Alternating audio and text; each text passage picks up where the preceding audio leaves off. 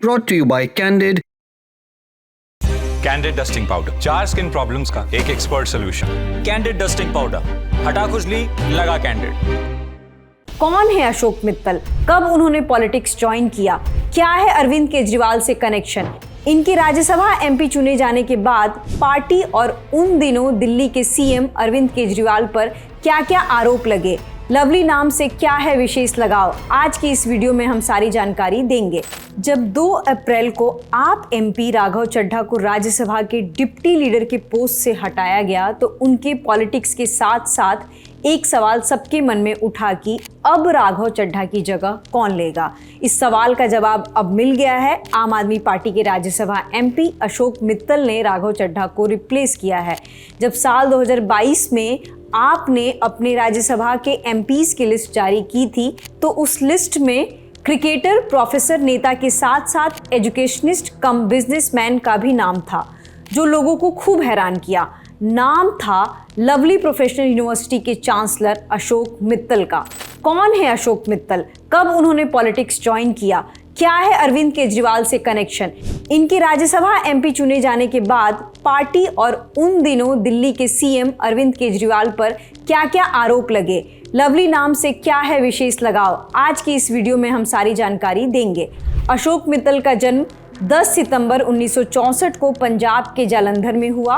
Indian express की report के मुताबिक उनके पिता बलदेव राज मित्तल मूल रूप से राजस्थान के जयपुर के कोटपुतली एरिया से काम के सिलसिले में पंजाब आए थे। कोटपुतली वही एरिया है जो अपने हेरिटेज इंडस्ट्रीज के लिए जाना जाता है। फिलहाल ये राजस्थान का नया नवेला जिला है जो साल 2023 में ही बना है।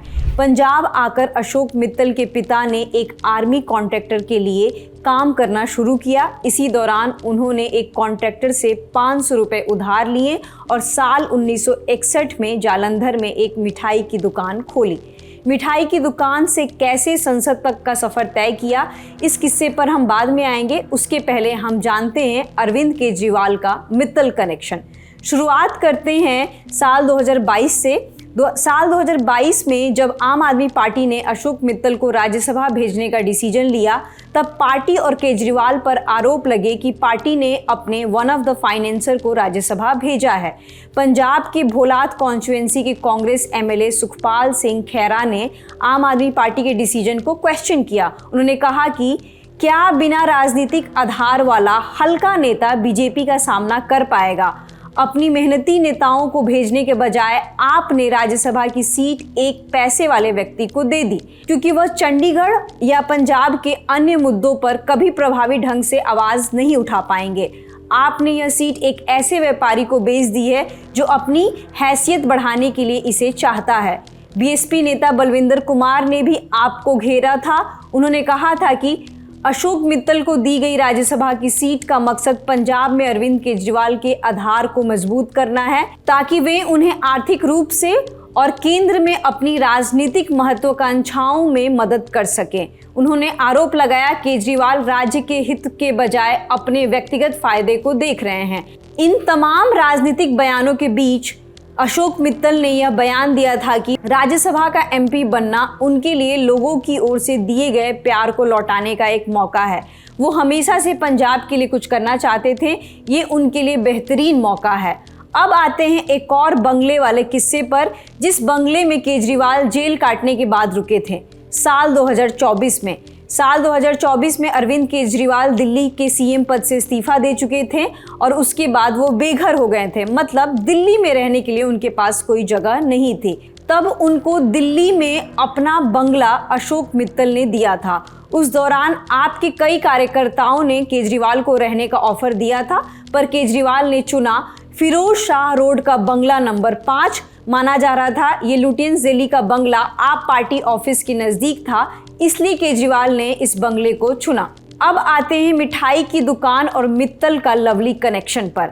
जब अशोक मित्तल के पिता ने पंजाब के जालंधर में अपनी पहली मिठाई की दुकान खोली तो उस मिठाई की दुकान का नाम रखा गया स्वीट हाउस। पर इसके इनॉग्रेशन में एक आर्मी के ब्रिगेडियर आए थे, उन्हें दुकान का नाम नहीं जचा। उन्होंने कहा ये तो एक कॉमन नाम है।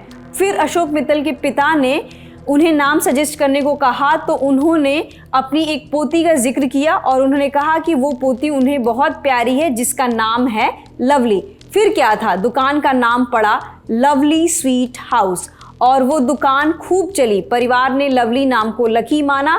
उसके बाद मित्तल परिवार ने जिस भी बिजनेस की शुरुआत की उन सब के नाम लवली नाम के ऊपर रखा गया और यहीं से जुड़ा है लवली प्रोफेशनल यूनिवर्सिटी का किस्सा, जिसके फाउंडर और चांसलर हैं अशोक मित्तल।